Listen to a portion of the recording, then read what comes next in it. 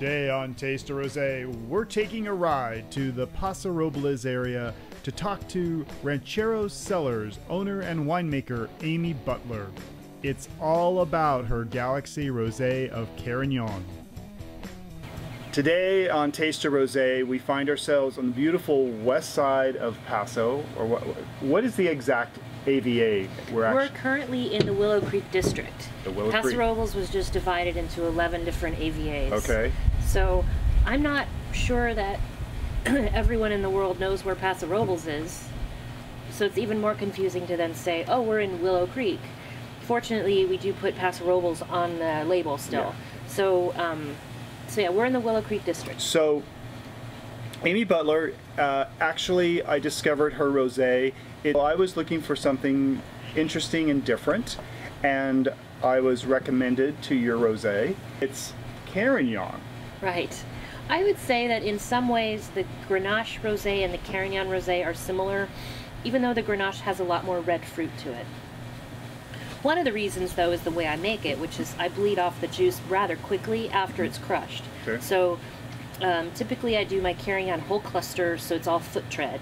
And then as soon as I'm done crushing the grapes and get everything wrapped up and the crush equipment is clean, and well, not the crush equipment obviously, but sorting table is clean and everything's put away, right after that is when I start bleeding the juice off through the rosé. Gotcha. So basically it has a couple of hours on the skins, depending on if it's from the first batch or the second batch. So that's where it gets it's got this delicate, elegant color. I'm really pleased with that, and it's basically had that all 3 years. And you know, when you make rosé, there's a little bit of, you know, wine tweaking that is involved, and it's always easier to add color back than take it out. Well, the color, you're right on the color. Love it. It looks very much that salmon color, which I love. Mm-hmm. It's very reminiscent of a Provence type of style. Right. A lighter style, not in-your-face, fruity, punchy rosé. Rosés can be very complex and layered. That's true. So some people say, oh, it's so light, there's no flavor to it, and they're so wrong. Right. Do not, you know, judge. They're not allowed. They can't. Yeah.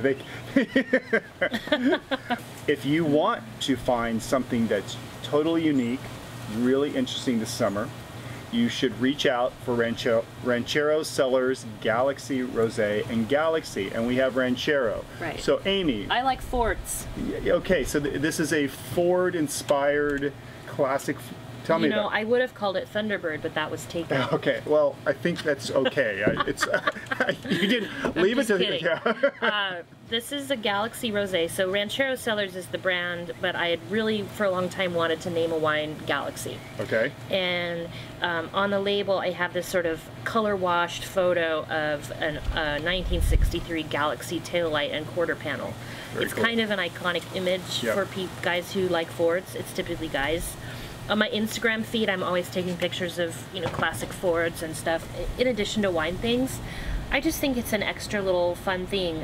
I named this brand Ranchero after my car. At the time, I had a Ranchero in 1960, which is the first year of the Falcon body style. Wow. If you're a classic car buff and you know, you remember the Galaxies of yesteryear and the Rancheros of yesteryear, you definitely want to check out Ranchero Cellars Galaxie Rosé. That's pretty cool. I talk about Carignan for days. It's just a passion of mine, and there's so many different expressions of it around the world. I guess what's relevant to me is that I discovered it in about '06, tasting wine with a friend, with a bunch of friends. We were at a conference, and there were some Carignans from Spain, from Priorat. And I elbowed the guy next to me and said, hey, if I could get some Carignan, I would start my own label. So I was working for another winery at the time. So one thing led to another, and pretty soon my friend that I was sitting next to there, you know, found some Carignan for me. I guess he sort of called my bluff, because he was like, now you got to start your own brand. And I said, oh, I don't know yet. I don't know. But I went up to this vineyard up in Mendocino County, and I fell in love with it. It was these old, gnarly vines. They were head trained, but they were really tall, like as big around and as tall as I am. And it was almost time for harvest, and the fruit was sort of hanging on the vines, and I just thought, okay, yes, I want this, I want to do this. So I did, and I've been making Carignan ever since. That was 2008, and that was my first vintage as a Ranchero Cellars.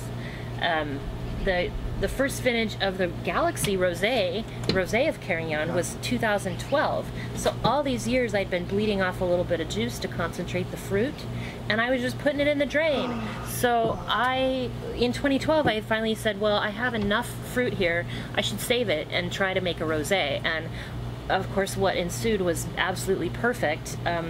Carignan, it turns out, makes a great rosé because it's got such great native acidity.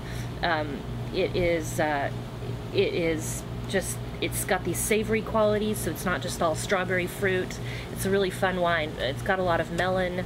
I like to say heirloom melon, even though I'm not sure what that means. Okay. And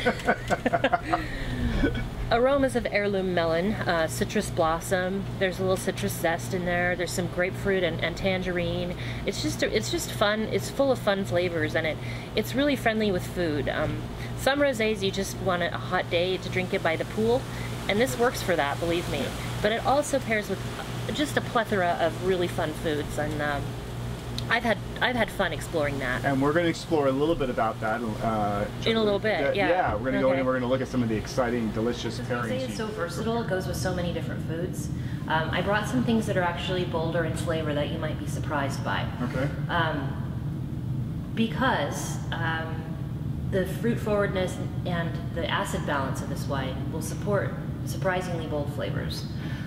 First, I have the very simple sort of spiced nuts here that are, it's just hazelnuts with a cayenne pepper based spice on it. And so it's really fun to eat a spicy nut and then go to the refreshing cool rosé. So spicy foods, yes. I also did this peppered smoked salmon. It's just from Trader Joe's, but I really like it. And what's fun about it is the salmon's a really oily and dense fish, and the rosé, the acidity just cuts right through that. Is that a good balance? And it's a very good balance. It shows, it really shows the versatility of the wine. And then the pepper really plays off the spice in the wine and the fruit, so I like that. I brought Roquefort cheese. Now this might be a surprising pairing for rosé wine, but I really like the sharpness and the contrast of the rosé fruit with the sharper blue cheese. Olives, pretty much a standard pairing with wine, but sometimes I find they overpower, especially a fruitier white. But with rosé, you've got a little more structure and bones, and you can actually enjoy the olive and wine pairing. So the rosé holds up to the olives? The rosé holds up, yeah. And then here's a pork rillette that my mother made, and it's got some interesting spices in it, but mostly it's just pork and fat. So again, similar with the salmon, you have this dense fatty food and this nice acidic fresh wine to cut right through it. Yeah, and just I like to have just torn baguette is my favorite pairing for all. When the Carignan spoke to you, that you certainly listened, and you have a great understanding of what it was trying to tell you, because it is expressed beautifully in your Ranchero Cellars Galaxie Rosé. Thank you. And with that, I want to say thank you for being here today, Amy, on Taste of Rosé, and thank you for joining us. You know what? Let's have a taste of rosé. Hey, cheers, Bob. Cheers, Amy.